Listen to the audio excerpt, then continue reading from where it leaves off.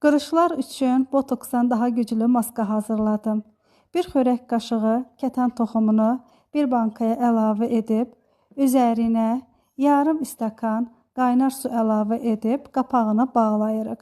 3 saat saxlayırıq.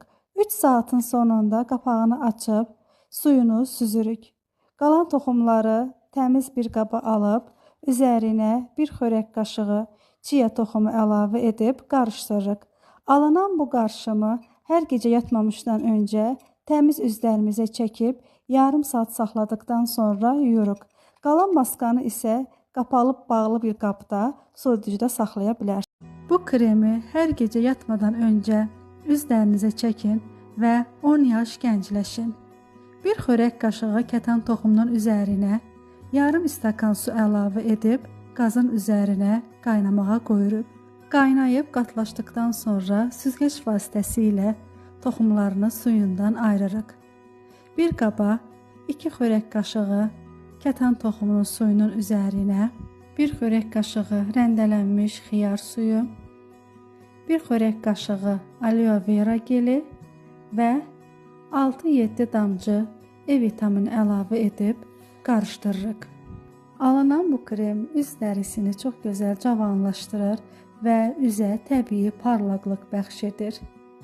Qalan kremi qapağı bağlı bir qaba qoyub soyuducuda bitənə qədər saxlamaq mümkündür.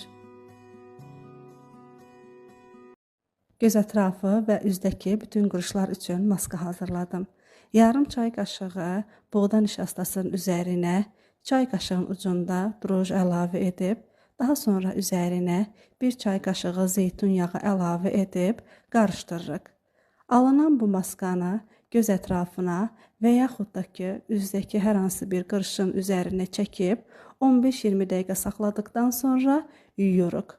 Bu maskanı həftədə 2 dəfə etməyiniz kifayətdir.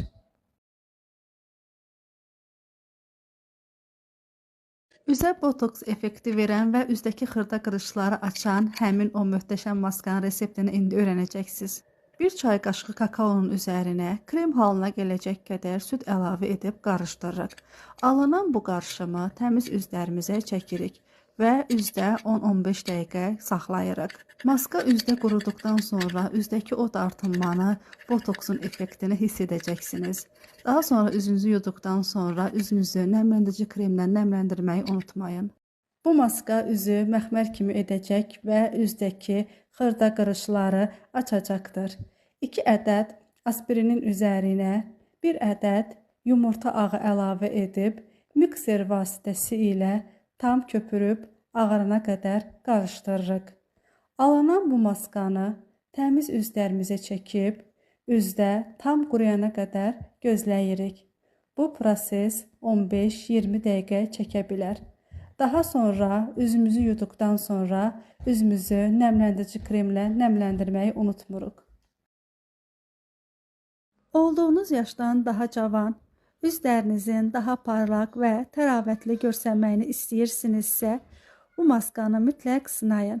Bir ədəd kartofu yuyub süzgəcdən keçiririk. Daha sonra suyunu sıxırıq. Bir xörək qaşığı kartof suyunun üzərinə bir çay qaşığı limon suyu əlavə edirik. Daha sonra üzərinə bir çay qaşığı un əlavə edib qarışdırırıq. Alınan bu qarışımı təmiz üzlərimizə çəkib 20 dəqiqə saxladıqdan sonra yuyuruq. Üz dərisinin təbii elastikliyini qoruyan və üzdəki xırda qırışları açan nar maskası. 2 çay qaşığı nar suyunun üzərinə 1 çay qaşığı mayonez əlavə edirik. Mayonez üzdəki məsamələri təmizləyir və üzə təbii parlaqlıq bəxş edir. Daha sonra üzərinə 2 çay qaşığı buğda və yaxud kraxmal nişastası əlavə edirik. Alınan bu qarışımı yaxşıca qarışdırıb təmiz üzlərimizə nazik təbəqə halında çəkib 15-20 dəqiqə saxladıqdan sonra yuyuruq. Bu maskanı həftədə 1 və ya 2 dəfə etməyimiz kifayətdir. Qalan maskanı qapağı bağlı bir qabda soyuducuda bitənə qədər saxlamaq mümkündür.